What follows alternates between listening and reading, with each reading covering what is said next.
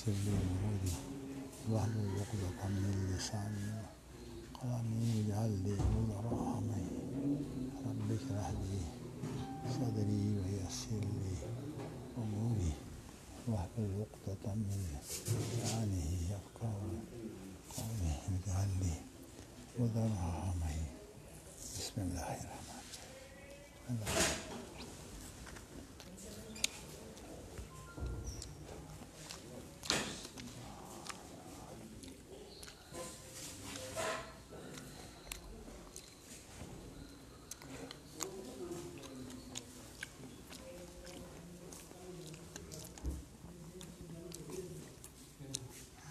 باب قول اللہ بسم اللہ الرحمن الرحیم. باب قول اللہ تعالی وَلِتُصْنَعَ عَلَىٰ عَيْنِي تُغَذَّى وقوله جل ذکرہ تجری بأعیننا.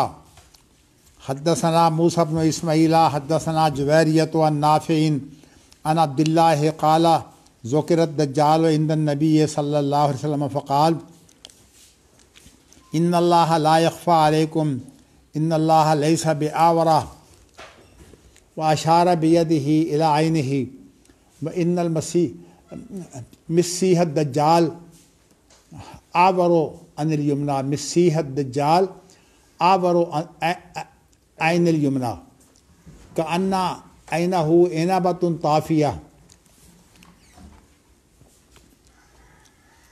کل ہم نے جو موضوع شروع کیا تھا کل شیء ہالک الا وجہہ، اس کے اندر ہم نے ایک تو آپ کو یہ بتایا تھا کہ قرآن مجید کی اس آیت کی تفسیر جو ہے وہ کیا ہے. اس آیت کی تفسیر کے بارے میں خلاصہ ہم نے یہ ذکر کیا تھا کہ وجہ ہو سے مراد جو ہے اللہ کی بادشاہی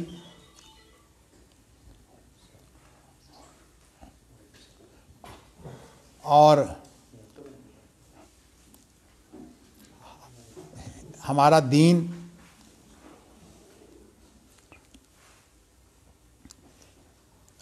اور اس طرح 7 چیزیں ہم نے آپ کو وہ بتائی تھیں کہ جو اللہ نے پیدا کی ہیں، اللہ کی مخلوق ہیں، اور اللہ کی مخلوق ہونے کے باوجود یہ جو ہیں یہ ہلاک نہیں ہوں گی، ان کو فنا بھی نہیں ہے.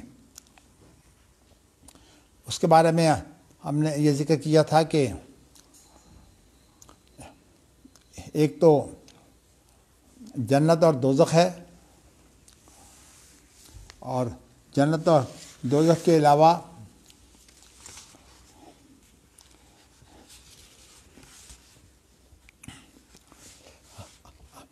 اللہ کا عرش، اللہ کی کرسی، اسی طرح روح، لوح محفوظ اور قلم. میں نے ابھی دین کی بات جو ہے وہ اس سے کچھ الگ ہو کر کی ہے. یہ تفسیر جو ہے یہ امام جعفر صادق سے ثابت ہے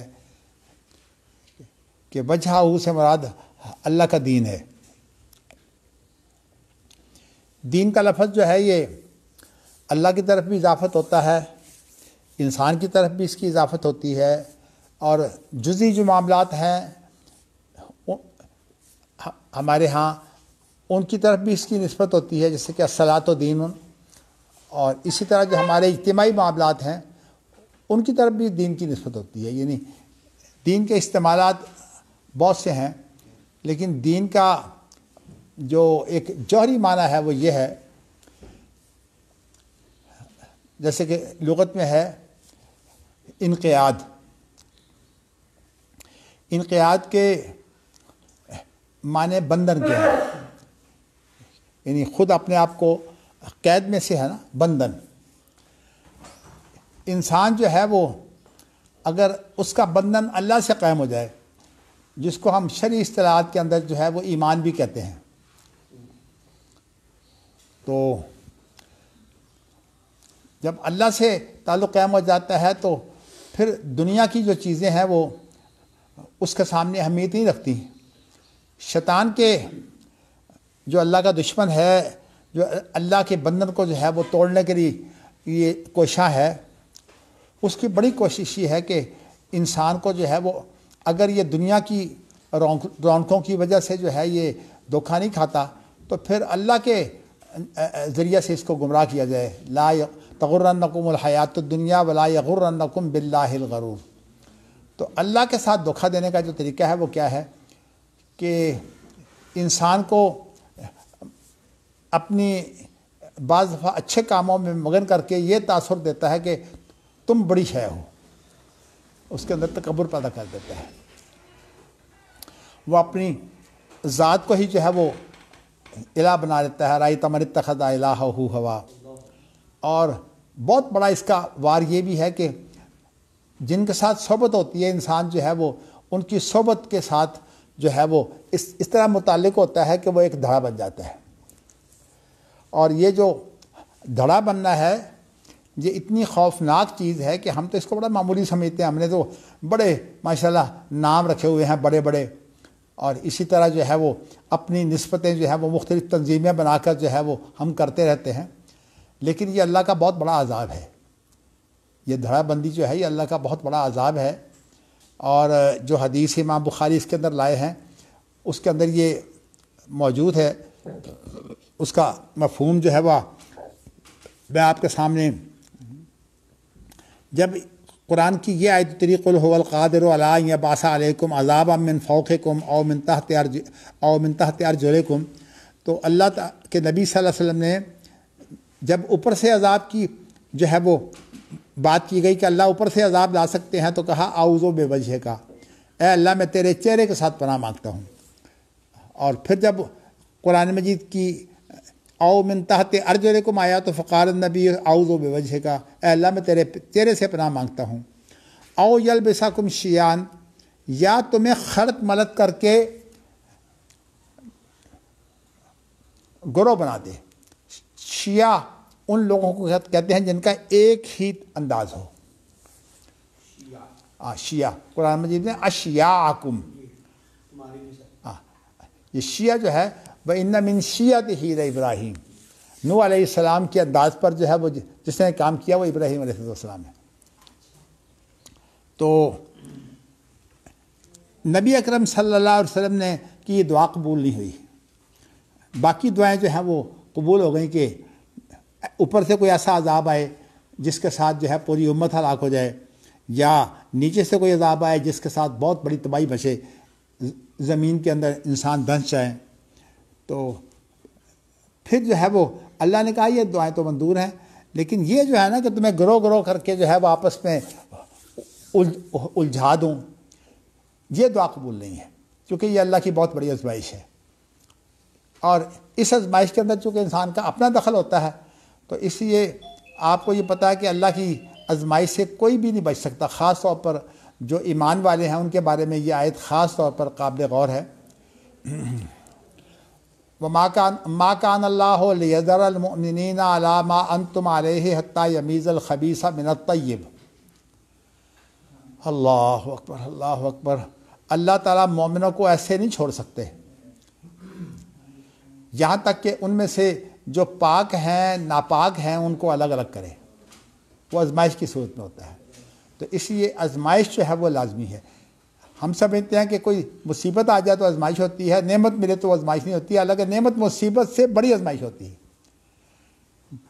انسان دکھوں کی آزمائش میں تو عام طور پر اللہ سے دور نہیں ہوتا، لیکن یہ جو نعمتوں کی آزمائش ہے اس سے تو اللہ سے کٹ جاتا ہے۔ اور میں نے یہ توجہ تو آپ کو دلائی ہے کہ کوئی مذہبی گروہ بندی ہو، کوئی سیاسی گروہ بندی ہو، یہ اللہ کا عذاب ہے، اور اللہ سے ہم پناہ مانگتے ہیں کہ اللہ ہمیں اپنے عذاب سے بچا لے۔ لیکن میں اس کے ساتھ جو ہے وہ آپ کو یہ بھی ذرا پھر باور کرانا چاہتا ہوں کہ انسان کو اپنی زندگی بہت ہی پیاری ہے۔ اب یہ جو ہم نے آپ کے سامنے جعفر صادق رحمۃ اللہ علیہ کی تفسیر پیش کی ہے کہ اس سے مراد اللہ کا دین ہے، کیا مطلب ہے؟ اللہ کے ساتھ وابستگی، انقیاد۔ اور اسی لیے قرآن مجید کے اندر تمام انبیاء کو ذکر کر نوح علیہ السلام سے لے کر محمد صلی اللہ علیہ وسلم تک، شرع لکم من الدین ما وصی بہ نوحا والذی اوحینا الیک وما وصینا بہ ابراہیم وموسیٰ وعیسیٰ ان اقیموا الدین ولا تتفرقوا فیہ۔ وہاں اقیم الدین سے کیا مراد ہے؟ اقیم الدین سے مراد یہ ہے کہ تم اللہ کے ساتھ وابستہ ہو جاؤ، اور جو اللہ کے ساتھ وابستگی ہوتی ہے یہ اصل میں اتنا بڑا مقام ہے۔ آپ دیکھیے آج معمولی سا ایک افسر ہوتا ہے، کوئی اس کا جو ہے مشیر بن جاتا ہے، وہ کتنا فن خواہ ہو جاتا ہے۔ تو اللہ کا ساتھی انسان بن جائے، اس سے بڑا انسان کے لیے کیا نعمت ہے۔ لیکن یہ جو اللہ کی جو نعمت ہے نا، اللہ سے وابستگی کی صورت میں، اس کا سب سے بڑا دشمن جو ہے وہ شیطان ہے، اور اس سے صرف مخلص لوگ جو ہیں وہ، شیطان نے بھی کہا کہ اللہ عبادہ کا منہم المخلصین، یہ میرے قابو نہیں آئیں گے۔ تو باقی تو اس نے بڑے بڑے لوگ جو ہے تباہ کیے ہیں، اور کس طرح وہ تباہ کرتا ہے میں اس وقت اگر اس تفصیل میں جاؤں گا تو پھر بات بھی بن جائے گا، اور ویسے بھی میرے پاس ٹائم تھوڑا ہے۔ میں یہ بتانا چاہتا ہوں کہ جہاں ہم نے 7 چیزیں گنی ہیں، وہ تمام کی تمام چیزیں جو ہیں وہ اللہ سے زیادہ وابستہ ہے، یعنی ان معنوں میں کہ آپ یہ دیکھیے نا کہ عرش ہو، کرسی ہو، یہ بھی اللہ کی بادشاہی جو ہے، یعنی عرش اور کرسی بھی بادشاہی کی علامت ہے نا۔ اور اس کے بعد جو ہے جنت اور جہنم، یہ انسان کی آزمائش کے بعد اس کا نتیجہ ہے۔ اچھا، اس کے بعد پھر یہ ہے کہ لوح محفوظ اور قلم، یہ وہ ہے کہ اللہ تعالیٰ نے جو ہے وہ، جب اللہ عرش پر تھے اور اللہ کا عرش جو ہے وہ پانی پر تھا، تو اس وقت جو ہے وہ اللہ تعالیٰ نے پھر جو ہے وہ قلم کو پیدا کیا، اور قلم سے کہا کہ جو کچھ ہو چکا وہ بھی، اور جو کچھ ہونا ہے وہ بھی تو لکھ دے۔ اور پھر اللہ تعالیٰ نے اس کے اندر جو سابقہ صورتحال تھی تخلیق کی، اس لیے کہ باقی اللہ کے بارے میں تو لوح محفوظ میں بھی موجود نہیں ہے، جو کچھ ہمارے پاس موجود ہے اتنا ہی کچھ ہی ہے۔ لوح محفوظ کے اندر بھی اللہ کے بارے میں کیفیتیں موجود نہیں ہیں، جو موجود ہے وہ ہمیں نبی اکرم صلی اللہ علیہ وسلم نے بیان کر دی ہے۔ اور یہ بھی آپ کو بتاؤں کہ لوح محفوظ جو ہے یہ عرش کے اوپر ہے اللہ کے پاس، جیسے کہ حدیث کے اندر الفاظ ہے فوق العرش عندہ، یہ لوح محفوظ ہے، یہ اللہ کے پاس عرش پر ہے۔ میں آپ بتاتا ہوں کہ ہمارے ساتھ متعلقہ صرف ایک چیز ہے، وہ یہ کہ اللہ سے بندھن، اللہ سے ہمارا بندھن ہو جائے، ہم اللہ سے جڑ جائیں، یہ ایمان ہے۔ اور اس جڑنے کے ساتھ پھر اطاعت جو ہے وہ خود بخود آ جاتی ہے۔ اس کے ساتھ جو ہے وہ سب بہت بڑی نعمت جو ہے وہ کیا ہے کہ اس کو پھر موت نہیں ہے، یعنی اللہ سے وابستگی جو ہے اس کو کوئی موت نہیں ہے، یہ باقی رہے گی۔ اسی لیے وہ وابستگی باقی رہے گی، تو اس کی بنا پر جو ہے وہ سارے کے سارے جو اللہ سے وابستہ لوگ ہیں وہ جنت میں چلے جائیں گے، حتیٰ کہ جو جہنم میں بھی جائیں گے، جن کی اللہ سے وابستگی رائی کے دانے کے برابر بھی ہے، وہ بھی جہنم سے نکل کر جنت میں چلے جائیں گے۔ تو وہ حدیث بھی آئے گی انشاءاللہ، وہاں میں تفسیر آپ کو بیان کر دوں گا۔ میں کہتا ہوں کہ سب سے بڑی نعمت دینداری ہے کہ اللہ سے وابستہ ہو گیا، اور اس کے اندر جب اللہ سے وابستہ ہو جاتا ہے پھر اس کا طریقہ کار تو ایک ہی ہے، اور وہ کیا کہ اطاعت رسول صلی اللہ علیہ وسلم وما محمد اللہ رسول۔ تو یہ جب چیز انسان کو مل جاتی ہے تو یہ آپ یوں سمجھیے کہ پوری کائنات کی بادشاہی ہے۔ اللہ تو ظاہر ہے کہ کائنات سے اوپر ہے، لیکن ہم تو کائنات کا ایک حصہ ہے نا، اور اس کائنات کا حصہ ہو کر جو ہمیں سب سے بڑی نعمت ملتی ہے وہ یہ ہے۔ اور یہ نعمت جو ہے اللہ تعالیٰ نے اس کا اظہار جو ہے وہ ان لوگوں کے لیے تو کر دیا ہے جو اللہ کے راستے میں شہید ہوتے ہیں، اور باقیوں کے بارے میں اللہ نے تفصیل بیان نہیں کیا، تاکہ نبیوں کے بارے میں بھی یہ ذکر نہیں ہے، لیکن شہیدوں کے بارے میں یہ ذکر آ گیا کہ ان کی روحیں جو ہیں وہ سبز پرندے ہیں جو जन्नतुल फिरदौस के ऊपर जो है वो अर्श है, तो अर्श के साथ वो कंदीलों के अंदर जो है वो रूहें वहाँ बसेरा करती हैं और सुबह के वक्त उनको छोड़ दिया जाता है, वो जन्नत की सैर करती हैं और उसके बाद जो है वो जन्नत की नेमतें खाने के बाद शाम को फिर वो कंदीलों में आप बसेरा करती हैं। तो ये वो चीज़ है जो शहीदों के बारे में, इसलिए शहीद होने की ख्वाहिश जो है ये बहुत ही अहम है। तो साफ सी बात यह है कि अगर इंसान को जो है वो सही ईमान हो तो फिर शहीद होने की ख्वाहिश जो है वो इसके साथ हो जाती है, क्योंकि उसे पता है कि ये जो बरज़ख का मामला है ना, ये सिर्फ शहीद के बारे में तो सराहत मौजूद है कि उसको जो है वो रिज़्क़ भी मिलेगा, नेमतें भी मिलेगी, भला याउन इन रब्बिहिम युरज़क़ून, और किसी के बारे में जिक्र नहीं आया कि उसको नेमतें भी मिलेगी, उसको रिज़्क़ भी मिलेगा। अब ये बरज़ख का मामला कितना लंबा है, वमिन वराइहिम बरज़ख़ुन इला यौम, ये बात सुनिए कितना लंबा है, इसका कुछ पता नहीं है। वैसे तो क़यामत जो है वो करीब इसलिए है कि जब इंसान की मौत वाक़या हो जाए तो फिर उसके बाद तो मामला बरज़ख का शुरू हो जाता है, लेकिन बरज़ख की ज़िंदगी सिर्फ शहीदों के लिए है, यानी जिसके मुतालिक सराहत आ गई है। बाकी तो अल्लाह के नज़दीक तो ज़िंदा है और रूह इंसानों की ज़िंदा होती है, लेकिन रूह से जिस्म का एक ताल्लुक़ होता है। जिस्म जो है वो रज़ा हो जाए या हवा के अंदर तहरीर हो जाए, फिर भी जो रूह है उसका ताल्लुक़ रहता है, क्योंकि ये मामला बरज़खी है, इसकी कैफियत और तफसीर में से हम वाकिफ़ नहीं हैं। तो मैंने आपको ये बताया कि सबसे बड़ी नेमत जो है वो क्या दीन है, इसलिए मुझे इमाम जाफ़र सादिक़ की जो ये तफसीर है ना बहुत पसंद आई है, ख़ास तौर पर जो उन्होंने वजहाहू की तफसीर ये की है। अगरचे जो इमाम बुखारी ने तफसीर की है बादशाही की, उसमें इमाम बुखारी ये बताना चाहते हैं कि इस आयत का जो एक है ना मकसद, वो हमारे सामने क्या है। मकसद इस आयत का ये है कि अल्लाह ये बताए कि हर चीज़ जो है वो हलाक होने वाली है, बेबसी की मौत, और फना है उसका वजूद ख़त्म। जो चीज़ें बाकी रह जाएंगी वो अल्लाह की बादशाहत, और अल्लाह की बादशाहत के साथ जो है फिर वो सारी अर्श और कुर्सी वगैरह, फिर उसके बाद जन्नत और दोज़ख, और इसी तरह जो है वो रूह। अब रूह का जो इंसान से ताल्लुक़ है, अगर वो दीनदार है, दीन का हामिल है, तो फिर आला इल्लियीन में रूहें होंगी, और ताल्लुक़ उसका जो है वो इस नासूती जो ज़र्रात हैं जिस शक्ल में भी हैं उनके साथ ताल्लुक़ उसका रहता है, और उसके साथ ही इसको फिर मौत नहीं है, यानी अल्लाह से ताल्लुक़ को मौत नहीं है। तो ये मैं समझता हूँ बहुत बड़ी नेमत है। तो वैसे तो आपने देखा, लेकिन सबसे बड़ी जो तबाही है ना, जो नबी अकरम सल्लल्लाहु अलैहि वसल्लम की दुआ भी कबूल नहीं हुई, अगर आपने अपने आप को तसल्ली दी है कि वहाज़ा ईसरो, ये मेरे लिए आसान, मतलब है कि बाकी चीज़ें तो फिर जो है वो मेरे हाथ में तो नहीं है, लेकिन इसके लिए मैं मेहनत करूँगा। अब नबी अकरम सल्लल्लाहु अलैहि वसल्लम जो है वो इसके लिए कितनी मेहनत करते रहे। फ़ला अल्लाह का बाक़िर नफ्स काला अल्लाह यकूनु मुमिनीन नशा नज़्ज़िल अलैहिम मिनस समाई आयतन फ़ज़ल्लत अनाक़ुहुम लहा ख़ाज़िईन। ये सारी आपकी मेहनतें हैं कि आपने जो है वो किस तरह अपनी जलबत खलबत, अपनी प्राइवेट ज़िंदगी के अंदर, अपनी रातों के अंदर जो है वो अपनी बेगमात के साथ होते हुए भी जो है नबी अकरम सल्लल्लाहु अलैहि वसल्लम जो है वो उनसे अलग होकर जो है वो सजदे में पड़े होते थे, ऐ अल्लाह मेरी उम्मत को बख्श दे।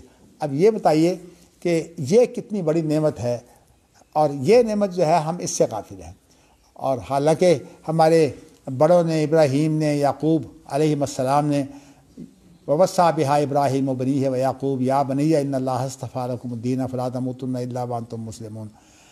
चलिए ये चीज़ मैंने आपको बयान कर दिया, लेकिन मैंने आपको जो है कल भी इशारा किया था कि ये चीज़ ज़रा ठहराव के साथ ज़हन में बिठाने वाली है, इसलिए कि जल्दी में बयान करदा चीज़ जो है वो ज़हन से निकल जाती है। कि अक़ीदा के बारे में मैं आपको बयान कर चुका हूँ कि नज़रिया और अक़ीदा में फ़र्क है। अक़ीदा उस बंधन को कहते हैं जो इंसान के अंदर होता है, और हाँ जी, जो दीन से वजूद में आता है, जो दीन से वजूद में आता है। नहीं, वजूद तो जिस तरह भी आता है नबियों की तबलीग से आता है, और آپ یوں سمجھیے کہ جب یہ بندھن پیدا ہو جاتا ہے تو وہی تو دین ہے.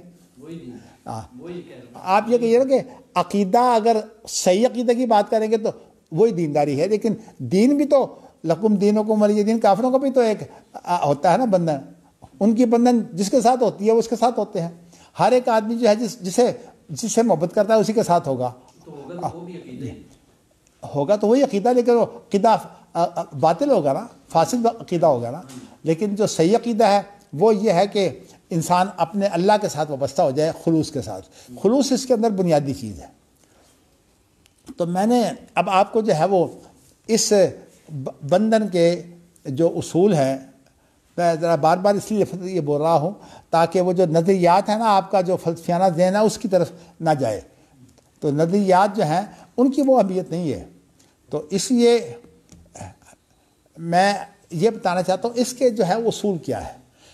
اس کا اصول جو ہے، میں چونکہ یہ کتاب التوحید پڑھ رہے ہیں، اس کا اصول یہ ہے کہ قرآن مجید کا جو انداز ہے وہ تو یہ ہوتا ہے کہ قرآن مجید نے ایک چیز کو جو ہے وہ بڑی وسیع سطح پر جو ہے وہ اس کا احاطہ کرنا ہوتا ہے، اور اس کے اندر بے شمار جو نقطے ہیں، فوائد ہیں، قرآن مجید جو ہے وہ اس کو سموتا ہے.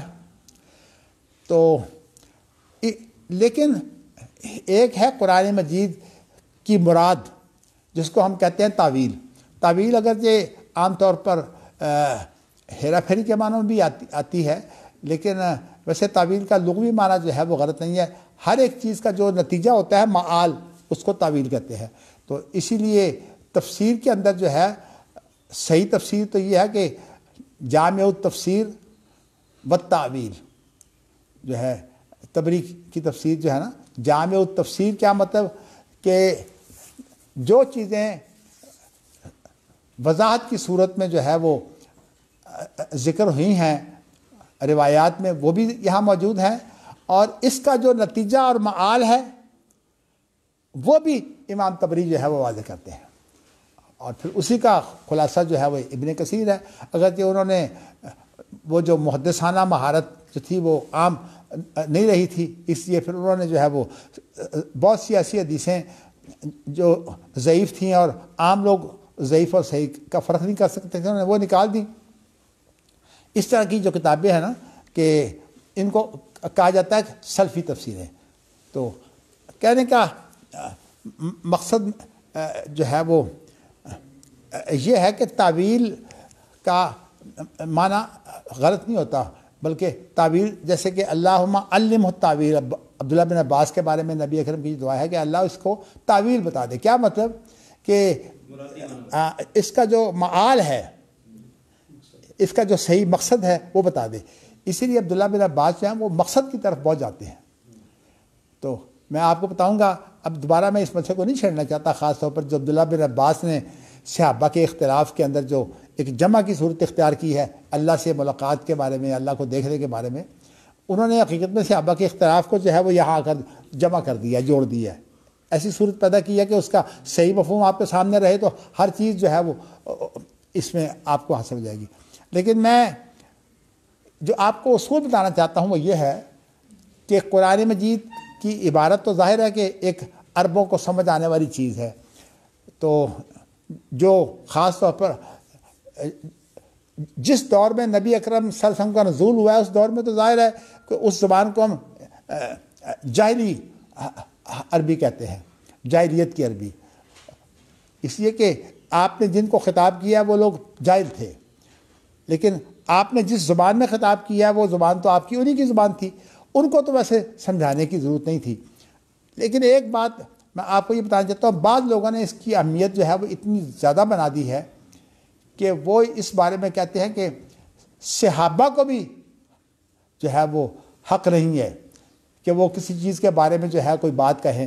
یعنی یہ خاص طور پر میں نے اس لیے کہ اس وقت میرے پاس جو ہے وہ تفسیر ثنائی پڑی ہے، اور اس کے اندر جو ہے وہ مولانا ثناء اللہ امرتسری رحمۃ اللہ علیہ نے یہ کہا ہے کہ صحابہ حجت نہیں ہے. یہ جو ہے یہ ان کی غلطی ہے. اصل میں صحابہ کی زندگی جو ہے اس کے دو حصے ہیں. ایک تو نبی اکرم صلی اللہ علیہ وسلم نے جو خطاب کیا قرآن مجید کے ذریعہ سے یا آپ کی جو زندگی ہے اس کے اندر جو صحابہ کو خطاب کیا صحابہ اس کو سمجھتے تھے. باقی اس کی تعبیر کے اندر صحابہ کے اختلافات ہو بھی جاتے ہیں, بعض دفعہ اختلاف بھی ہو جاتا ہے. لیکن یہ آپ کو بتاؤں کہ مولانا ثناء اللہ امرتسری نے چونکہ صحابہ کو بالکل چھوڑ دیا تھا, اور بلکہ صورتحال ان کی یہ ہے کہ نہ صرف صحابہ کو چھوڑا بلکہ صورتحال یہ بنائی کہ قرآن کی تفسیر میں جو مرفوع احادیث ہیں ان کو بھی چھوڑ دیا, اور صرف معاملہ وہ رکھا جو فلسفہ سے متاثر یا ڈنگے ہوئے لوگ جو تھے ان کی جو تعویلیں تھیں نا ان کی تعویلوں میں پڑ گئے.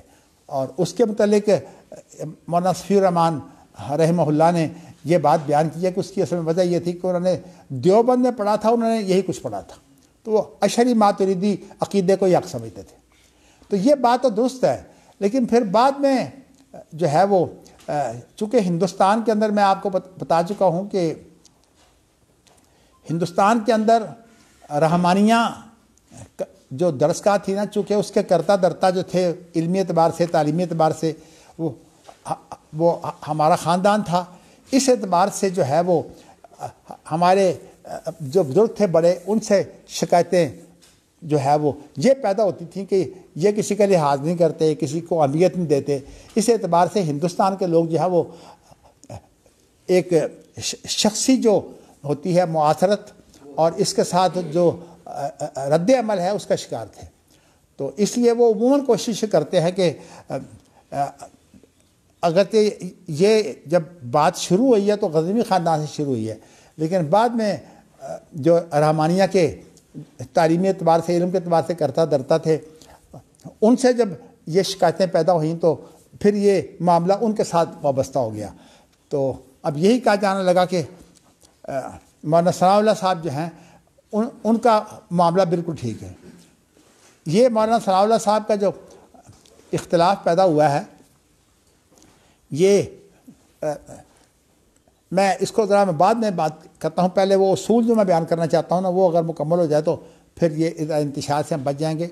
اصول یہ ہے کہ آپ جو کچھ کسی عبارت سے جو ہے وہ رواں عبارت میں جو مراد ہے وہ تو آپ نے سمجھ لی, لیکن اس کے جو الفاظ عربی ہیں ان کے جو معنی ہیں ان کو آپ کہیں کہ جی ہم وہ بھی نہیں مانتے. ان معنی کو تو آپ مانیے نا. دیکھیے یہ عربی زبان ہے, اور عربی زبان کے بارے میں نے بات تو اصل میں یہاں سے شروع کی تھی کہ وہ عربی معنی جو ہے وہ صحابہ کو علم ہے. یعنی صحابہ جو ہیں وہ اگر نبی اکرم صلی اللہ علیہ وسلم کی گفتگو نہیں سمجھتے تو پھر آپ کی گفتگو جو ہے وہ بلاغت ہے ہی نہیں. کیونکہ بلاغت کی شان یہ ہے, ایک ہوتی ہے فصاحت اور ایک ہوتی ہے بلاغت. فصاحت کہتے ہیں کہ خود لفظ اور کلام فصیح ہو, اور بلاغت اس کو بولتے ہیں کہ جو کسی کے حالات کے مطابق ہو, یعنی اس کے دل تک جو ہے وہ بات پہنچ جائے. تو جب یہ دل تک بات پہنچ جاتی ہے تو اللہ کے رسول کی تو یہ ذمہ داری ہے. تو اب اگر صحابہ بھی اس سے معروم ہے تو یہ بات غلط ہے. اس لیے حافظ عبداللہ روپڑی رحمۃ اللہ علیہ نے پہلی کتاب جو لکھی ہے اپنی طالب علمی کے زمانہ سے فارغ ہونے کے بعد, اگرچہ انہیں تصنیف و تعریف کا فن نہیں آتا تھا, تو کتاب لکھی ہے درایت تفسیری, اور اس کے اندر میں صرف اتنی بات آپ کو اس کے اندر لکھا ہے کہ جو صحابہ سے خطاب تھا صحابہ اس کو سمجھتے تھے, لیکن صحابہ کی بہت سی چیزیں ایسی ہیں جن کے اندر اجتہاد کا دخل ہے, غور و فکر کا دخل ہے. تو وہ کہتے تھے کہ وہ جو جس کے اندر غور و فکر کا دخل ہے وہ تفسیر جو ہے ہم اس سے اختلاف کر سکتے ہیں, اور اس کے اندر صحابہ کا اپنی اختلاف بھی ہے. جیسے کہ میں نے آپ کو بتایا کہ اللہ سے یہ اللہ کو دیکھا ہے یا جبرائیل کو دیکھا ہے, صحابہ کا اختلاف موجود ہے. حضرت عائشہ ٹھیک ہے کہ نبی اکرم صلی اللہ علیہ وسلم کی جو ہے وہ چہتی بیوی بھی ہیں, اور اپنی نوجوان عمر کی وجہ سے ذہین بھی بہت ہیں. عورتوں میں ایسے بہت کم ہوتے ہیں جو حضرت عائشہ, عورتوں کے اندر عام طور پر گہرائی نہیں ہوتی, لیکن عبداللہ بن عباس بھی کم نہیں ہیں. تو عبداللہ بن عباس کی تفسیر اور حضرت عائشہ کی تفسیر کا اگر تقابل ہو تو ظاہر ہے کہ اس وقت تو پھر کوئی بھی کسی پر حجت نہیں ہے. تو اس لیے مجھے جو ہے وہ مہمان جو آئے ہوئے تھے کل، وہ مجھے کہنے لگے کہ یہ جو لفظ ہے نور انا رآہ، تو یہ اللہ تو نور ہے، اس کو نبی اکرم صلی اللہ علیہ وسلم جو ہے وہ کیسے دیکھ سکتے ہیں؟ میں نے کہا یہ ایک مرفوع حدیث نہیں ہے، حضرت عائشہ کا قول ہے یہ۔ تو حضرت عائشہ کی جو بات ہے وہ تو آپ کے سامنے ہے، لیکن حضرت عائشہ کی تشریح ایک طرف اور عبداللہ بن عباس کی تشریح ایک طرف، ان کے اندر آپ یہ نہیں کہہ سکتے کہ عائشہ کو ترجیح ہے یا عبداللہ بن عباس کی دلائل کو دیکھیں گے۔ اور میں نے ویسے آپ کو خلاصہ بتا دیا ہے کہ وہ یہ ہے کہ حقیقت یہ ہے کہ صحابہ کی ایک بہت بڑی تعداد جو ہے، خاص طور پر جو میرے استاد ہیں مولانا عبدالحق ہاشمی صاحب، انہوں نے تو کہا کہ جمہور صحابہ جو ہیں وہ اللہ کی رؤیت کے قائل ہیں، اور پھر انہوں نے حضرت عائشہ کو جو ہے وہ ان صحابہ میں شامل کیا ہے، یعنی جو جمہور سے الگ ہیں۔ اس کے بعد پھر انہوں نے جو ہے وہ عبداللہ بن عباس کی تفسیر جو ہے وہ ذکر کی ہے۔ عبداللہ بن عباس نے جو ہے وہ حقیقت میں دونوں کو جمع کیا ہے، اور اس میں لفظ یہ ہے کہ اللہ کے رسول نے فرمایا کہ رأیت نورا، میں نے نور دیکھا ہے، اور اللہ جو ہے وہ نور بھی ہیں، اور اللہ کے آگے جو پردے ہیں وہ بھی نور کے ہیں، اور اگر یہ پردے جو ہیں یہ ہٹا دیے جائیں تو اللہ تعالیٰ کا نور جو ہے وہ اتنا تیز ہے کہ وہ تمام دنیا کو جلا کر راکھ کر دے۔ تو ہم اللہ کے نور سے جو ہے وہ بہت بڑے بڑے کام جو ہے وہ ہم حاصل کرتے ہیں۔ اب دیکھیے نا، جیسے کہ یہ جو حدیث ہے دعا کی صورت میں، اللہم اجعل القرآن العظیم، اللہم اجعل القرآن العظیم ربیع قلبی و نور صدری و جلاء حزنی و ذہاب ہمی۔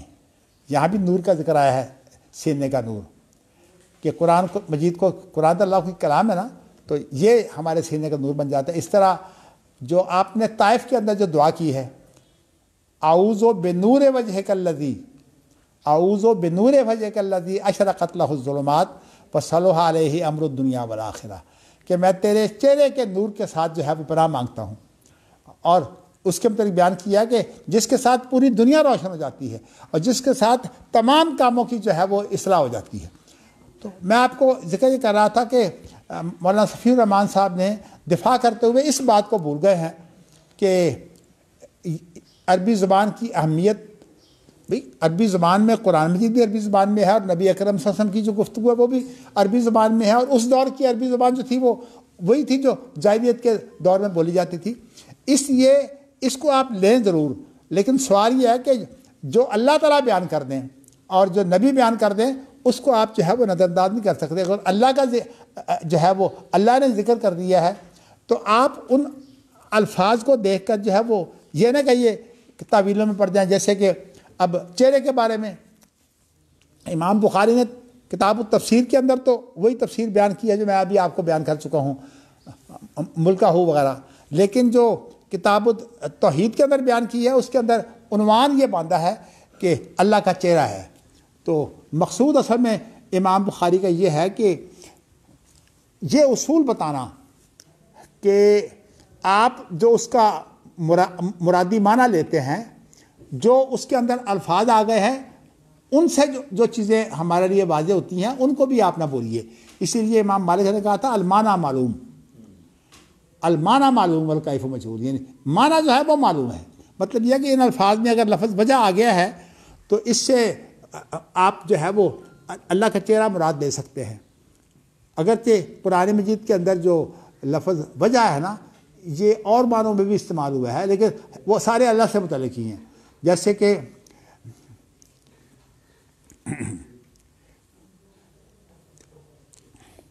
وَيُطْعِمُونَ الطَّعَامَ عَلَىٰ حُبِّهِ مِسْكِينًا وَيَتِيمًا وَأَسِيرًا إِنَّمَا نُطْعِمُكُمْ لِوَجْهِ اللَّهِ۔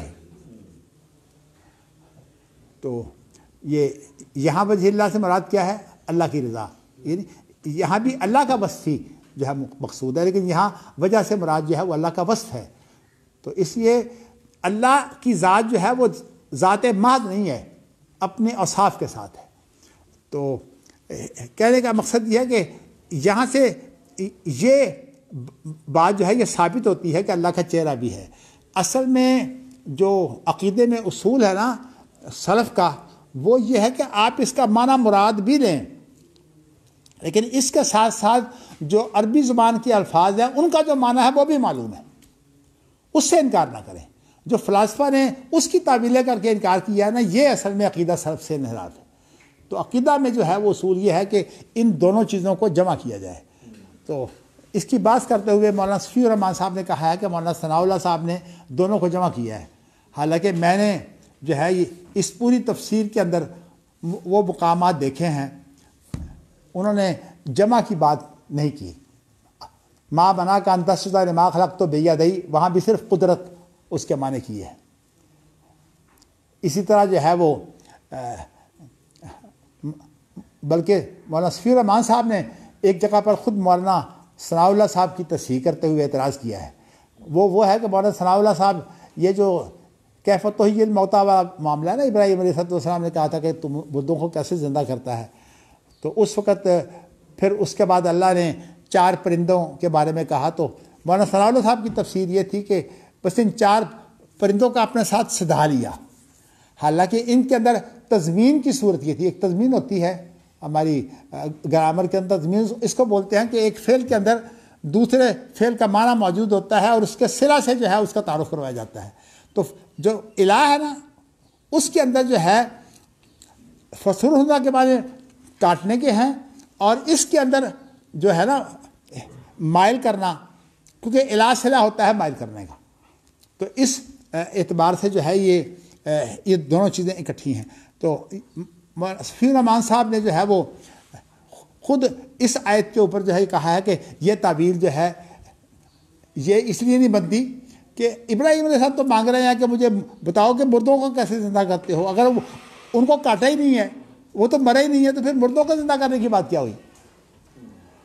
تو اس لیے بات یہ ہے کہ اگر مولانا صفی الرحمان صاحب، مولانا ثناء اللہ صاحب کی کوئی بات جو ہے وہ غلط ہونے کے بنا پر، لیکن جس طرح انہوں نے اہتمام کیا ہے، اور یہ لفظ جو خاص طور پر انہوں نے بیان کیا نا کہ مولانا ثناء اللہ صاحب دونوں چیزیں بیان کرتے ہیں، یعنی صرف کا مفہوم جو ہے اس کو بھی بیان کرتے ہیں، اور دوسرے کو بھی۔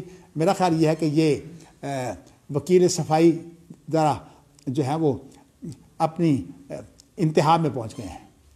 مولانا ثناء اللہ صاحب نے یہ کام قطعاً نہیں کیا۔ ان کی تفسیر جو ہے یہ میرے خیال میں شاید کوئی 3-4 ایڈیشن ہوگا، اس کے اندر بھی صفی الرحمان صاحب نے اگر وہاں تصحیح کی ہے، تو جس جگہ پر جو ہے وہ مثلا استواء علی العرش کا جو مسئلہ ہے، اس کے بارے میں تو وہ جو اربعین نووی تھی، اربعین نووی کہتا ہوں، جو اربعین غزنوی تھی، اس کے اندر تو استواء کا لفظ تھا ہی نہیں، یعنی یہ بات ہی نہیں تھی مولانا ثناء اللہ صاحب پر اعتراض۔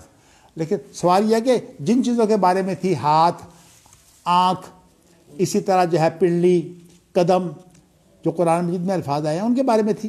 اب پوری تفسیر کے اندر جو ہے تمام کے تمام جو ہے وہ ایک ہی مفہوم ہے، وہی جو اس کا مؤول مفہوم ہے، جو اس کا سلفی مفہوم ہے موجود ہی نہیں ہے۔ تو اس لیے میرا خیال یہ ہے کہ یہ ٹھیک ہے کہ آپ کے یہ تو وہ بزرگ ہیں مولانا صفی الرحمان، لیکن میرے ساتھی تھے اور مشرح ذہین بہت تھے، تو اس لیے میں جب ان کے ساتھ بیٹھتا تو عموماً ہم جو ہے وہ اس طرح کی باریک چیزیں جو ہے وہ کیا کرتے تھے۔ اگرچہ مولانا ثناء اللہ صاحب امرتسری کے بارے میں احتیاط کرتا تھا کہ ان سے کوئی گفتگو نہ کروں، اس لیے کہ ہندوستان کے جو علماء تھے وہ بڑے جذباتی ہو جاتے ہیں مولانا ثناء اللہ صاحب کے بارے میں۔ تو کہنے کا مقصد میرا یہ ہے کہ اس اصول کو ذہن میں رکھیے کہ اگر کوئی شخص جو ہے وہ جو مفہوم قرآن مجید کی آیت کا یا حدیث کا بیان کرتا ہے اور اس کے ساتھ اس کے لغوی معنی کا انکار نہ کرے، ہم سمجھتے ہیں کہ پھر دونوں چیزیں بیان کی جا سکتی ہیں، لیکن یہ وضاحت ہو جائے کہ لغوی معنی کیا ہے۔ باقی اس کے جو لازمی معنی ہیں، جیسے کہ استوا کے اندر ہے استولا، یعنی اللہ استولا کے معنی ہوتا ہے، استیلا کے معنی ہوتے ہیں بلند ہونے کے، تو اللہ تعالیٰ جو ہے وہ تمام مخلوق پر بلند ہے۔ لیکن اگر کوئی شخص یہ ساتھ لے آئے کہ اللہ کی بلندی جو ہے وہ کسی مکان میں محدود ہے، یہ غلط ہے، کیونکہ سلف جو ہیں وہ جب اللہ کی کوئی وصف بیان کرتے ہیں تو اس کی کیفیت نہیں بیان کرتے۔ اسی لیے جہت علو تو صحیح ہے، لیکن یہ کہنا کہ ایک عالی جگہ جو ہے اللہ اس کے اندر ہے، یہ غلط ہے۔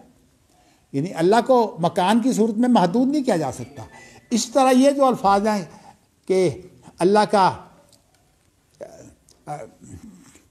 کا جسم ہے کہ نہیں، اللہ کا عضو ہے کہ نہیں، ان کے بارے میں آپ کو بتا چکا ہوں کہ اس کے بارے میں یہ ساری کیفیتیں ہیں. ہم نہ اس کی جو ہے وہ نفی کرتے ہیں، نہ ہم اس کا اس بات کرتے ہیں، اس لیے کہ یہ تعبیر اللہ کی نہیں ہے. اور اللہ کی ذات کے بارے میں جو ہے وہ تعبیر ہم صرف وہی کرتے ہیں جو اللہ تعالیٰ نے قرآن مجید میں بیان کیا ہے یا نبی اکرم صلی اللہ علیہ وسلم نے اپنی زندگی میں صحابہ کے لیے بیان کی ہے. تو اس لیے امام بخاری کا یہ عنوان جو ہے کل شیء ہالک الا وجہ، حدیث کے اندر جو ہے دیکھیے یہاں اعوذ بوجہ کا لفظ آیا ہے، تو یہاں وجہ سے مراد جو ہے یہ چہرہ ہی ہے، چہرہ ہی ہے. یہ یہاں وہ بات نہیں ہے جو قرآن مجید کی تفسیر میں ہے. اس لیے کہ یہاں چہرہ مراد ہے، جسے میں نے آپ کو بتایا کہ وجہ کے معنی اللہ کی رضا کے بھی ہے. تو وجہ کئی معنوں میں استعمال ہوتا ہے.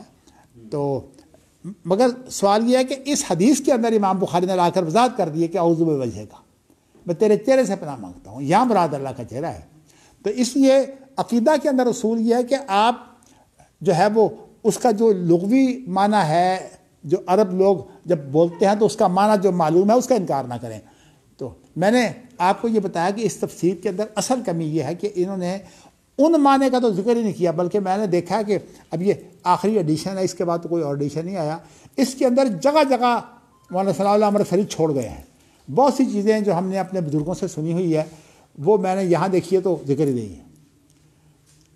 تو اس کی وجہ یہ ہے کہ میرے خیال میں یہ چونکہ یہ 1905 کے اندر یہ سوال اٹھا تھا، 1905 کے اندر یہ اس وقت یہ جھگڑا پیدا ہوا تھا. مولانا ثناء اللہ صاحب جو ہیں یہ 1868 کی پیدائش ہے.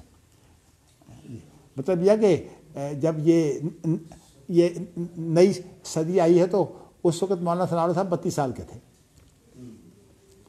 تو خیر حافظ عبداللہ صاحب تو بہت چھوٹے ہیں، جس وقت وہ بزرگ بڑے تھے، حافظ عبداللہ صاحب اس وقت بالکل نوجوان تھے.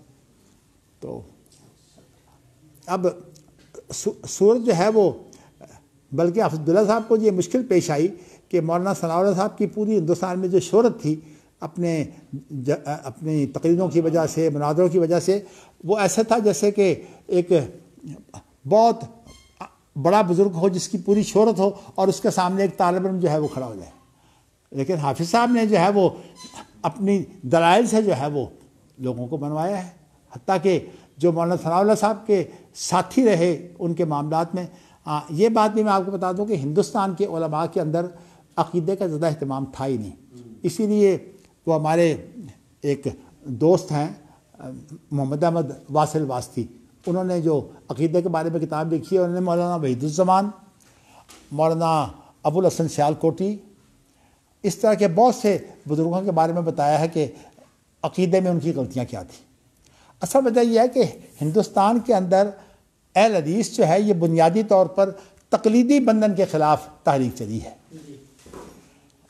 اس کا ایک مثبت نتیجہ یہ تھا کہ کتاب و سنت سے وابستہ ہو گئے، لیکن محدود وسائل کی حد تک.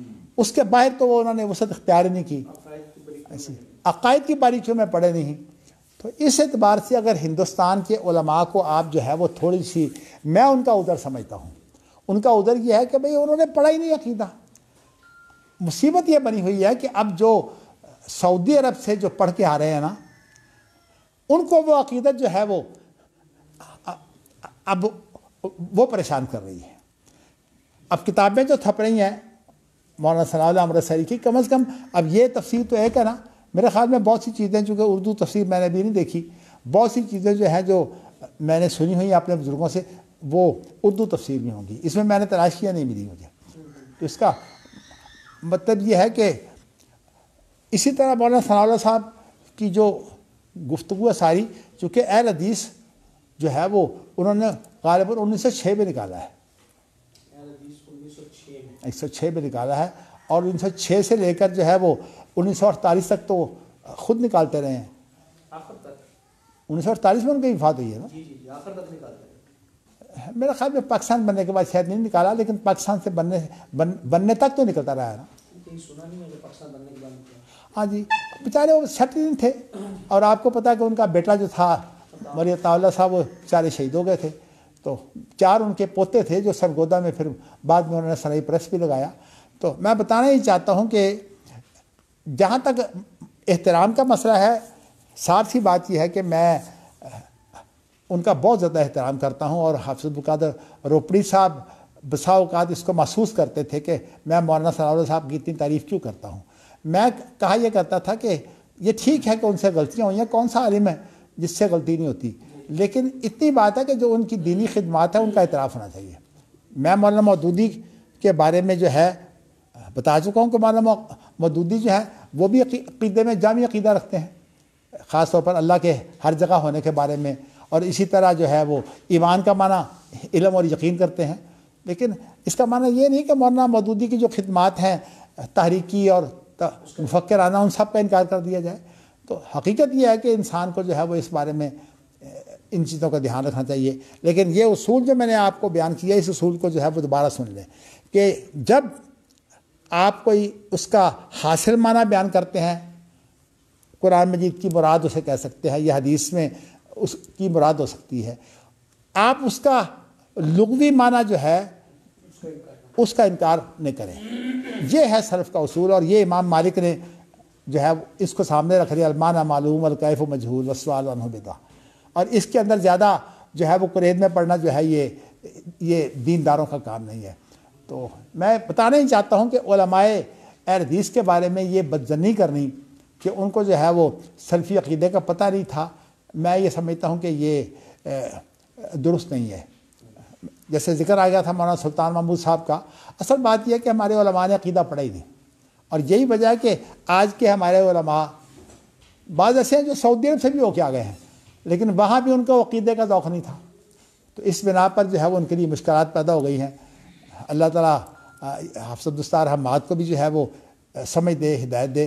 وہ اپنے آپ میں تو بڑی شے ہے، لیکن انہوں نے وہاں جو ہے وہ کلیت قرآن میں داخلہ دیا تھا، اسی میں پڑھ کر فارغ ہو گئے، تو ان کا تخصص تو قرآن ہے، اور جو عقیدے کی باتیں زیادہ اصول الدین میں آتی ہیں، یہ اصول الدین کے اندر جو ہے وہ عقیدے کی باتیں آتی ہیں، اور عقیدہ کی گہرائی میں جا کر جو ہے وہ عقیدے کو سمجھنا، اس کے لیے بڑی ضرورت ہے اس بات کی کہ آپ جو ہے وہ استادوں سے آپ نے سمجھا اور پڑھا ہو۔ اور میں کوئی ویسے دعویٰ تو نہیں کرتا، لیکن ہمیں جو اللہ تعالیٰ نے جو ایک بڑا انعام دیا ہے، مجھے ثناء اللہ کو اور مولانا عبدالسلام کیلانی کو اور ان لوگوں کو جنہوں نے عبداللہ روپڑی سے پڑھا ہے، کہ ہم نے یہ باتیں یہاں بھی ساری سن رکھی تھی، اور ایک ایک بات کے بارے میں ہمیں بہت کچھ علم تھا، لیکن جب سعودی عرب گئے تو جب باتیں ہمارے سامنے آئی تو ہمیں اللہ تعالیٰ نے بہت فائدہ یہ دیا کہ پھر ہمارا ذہن کھلتا گیا۔ باقی کوئی آدمی معصوم نہیں ہے، خدا نہ کرے کہ میں کسی تکبر کا شکار ہو جاؤں، اللہ تعالیٰ مجھے توفیق دے کہ میں تکبر سے بچ کر اللہ کے دین کی خدمت جو ہے وہ کر سکوں خلوص کے ساتھ۔ چلیے جی، وآخر دعوانا ان الحمدللہ رب العالمین۔ جو اسلوب ہے نا قرآن کا، کل شیء خالق بلا وجہ، ہاں جی، یہ منفی اسلوب ہے، خالق ان کا لفظ جو ہے تو یہ اشکال میں ڈالتا ہے جہاں بھئی کل شیء ہے، ہر چیز جو ہے وہ بے بسی کی موت مرنے والی ہے۔ میں نے ہلاک کا ترجمہ کیا تھا بے بسی کی موت۔ جی اللہ وجہ کا معنی یہ ہے کہ دیکھیے، آپ قرآن کی مراد جو ہے وہ تو آپ کو بیان کر دی ہے، لیکن اس کے جو لغوی معنی ہے المعنی معلوم، اس کو تو نہ چھوڑیے۔ وجہ سے مراد چہرہ ہے، اور حدیث میں تو صراحت موجود ہے، اعوذ بوجہ، یہاں تو کوئی تعبیر ہو ہی نہیں سکتی۔ میں یہ کہہ رہا ہوں، یہاں حقیقی معنی مراد لینے سے ان کی مشکلات پیدا ہو رہی ہیں نا۔ کیا مشکلات پیدا ہوگی؟ وجہ سے مراد چہرہ ہے اللہ کا، کیا مشکلات پیدا ہوتی ہیں؟ فنا ہو جائے گی، بس اللہ کا چہرہ باقی رہے گا۔ دیکھو بات سنو، اس کا معنی یہ اللہ کا چہرہ باقی رہے گا۔ اللہ کے چہرے کے ساتھ جو ہے میں آپ کو بتایا کہ اللہ کی صفات ذات سے الگ نہیں ہوتی، اللہ اپنی صفات کے ساتھ ہوتا ہے، اللہ کی ذات اپنی صفات کے ساتھ ہوتی ہے، بلکہ صفات کی طرف اللہ اضافت ہوتی ہے اللہ کی۔ بات وہی ہو رہی ہے، میں نہیں، بات آپ سمجھنے کی کوشش کریں۔ جب اللہ اپنی صفات، اس کا معنی ہے کہ اگر اللہ تعالیٰ کا چہرہ موجود ہے تو اللہ کی حکومت کے بغیر تو نہیں ہے وہ چہرہ۔ حکومت بھی جو ہے، ملک یہ اللہ کا وصف ہے، ملک الناس الہ الناس، توحید ربوبیت بھی ہے، توحید الوہیت بھی ہے۔ اب صورت حال یہ ہے کہ اللہ کے تمام اوصاف اللہ کے ساتھ ہیں، اللہ تعالیٰ کی ذات ان اوصاف کے بغیر نہیں ہے۔ اگر آپ یہ مان لیں گے نا کہ اللہ کی ذات ان اوصاف کے بغیر نہیں ہے، تو پھر جہاں وجہ کا لفظ ہے کوئی تعارض نہیں پیدا ہوتا۔ اس لیے کہ دیکھو نا، میں کہتا ہوں جی آپ کا نام ہے عبدالحنان، عبدالحنان، کیا جب آپ کو میں نے کہا کہ آپ عبدالحنان ہیں تو اس کے بعد آپ کا علم، آپ کی ذہانت، آپ کا حسن اور چیزیں جو ساری ہیں وہ ساری نفی کر دی ہے میں نے.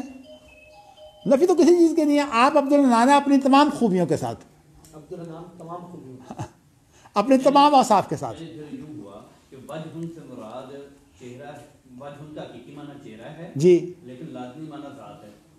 دیکھیے لازمی معنی سارے ساتھ ہوتے ہیں. مثال کے طور پر آپ انسان، میں آپ کو بتاتا ہوں، آپ انسان ہیں، ذہن آپ کا حصہ نہیں ہے، آپ کو لازم ہے. لازم ہے، ٹھیک ہے. آپ جو ہیں وہ ہنستے ہیں، یہ لازم ہے. تو لازمی معنی کی نفی نہیں ہوتی. جب آپ ذات کو مانتے ہیں تو لازمی معنی کی نفی نہیں ہوتی، لازمی معنی بھی ساتھ شامل ہوتا ہے. یہی تو میں نے آپ کو اصول بتایا ہے. اگر وہی بات کر لیں کہ اگر ہم اس سے مراد اللہ کی ذات لے لیں تو وجہ بھی اس میں آ جائے گا. نہیں، اب میں آپ کو بتاؤں، دیکھیے اگر آپ نہیں، اگر ذات کی آپ تفسیر کریں گے نا، تو ویسے آپ کو یہ بتاؤں کہ میں نے کل ایک لفظ بولا تھا بالطبع ذات آ گئی ہے. اصل میں اس کی وجہ یہ ہے کہ چہرہ جو ہے وہ کسی شخصیت کے ساتھ ہوتا ہے اور وہ شخصیت جو ہے وہ اللہ کی ذات ہے. تو جب چہرہ کسی شخصیت کے ساتھ ہوتا ہے تو اب اس لیے ذات جو ہے وہ بالطبع ہے. جو لوگ کہتے ہیں نا کہ ذات جو ہے وہ چہرے کو لازم ہے، وہ نہیں صحیح. ایک لفظ ہے کہ ذات چہرے کے تابع ہے، نہیں، ذات چہرے کے تابع نہیں ہوتی بلکہ چہرہ ذات کے تابع ہوتا ہے. اور ایک لفظ ہے بالطبع.